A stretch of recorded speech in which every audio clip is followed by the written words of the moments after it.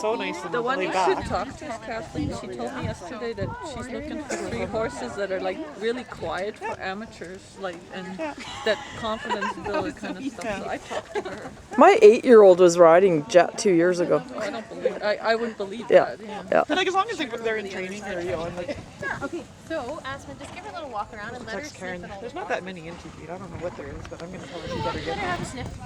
Karen. Karen Nelson. Oh. I mean, tell her how many Yeah, are we in should have it on. Oh, she's not here yet. Breeding elastics. Yeah, bring those back. Okay. See if we can tame them in a little bit. Oh, I was freezing this morning. I actually had a couple horses in my corral when I was feeding shivering.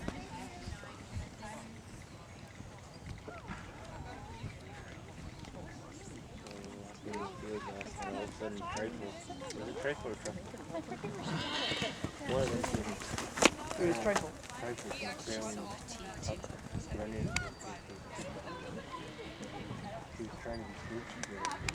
Yeah.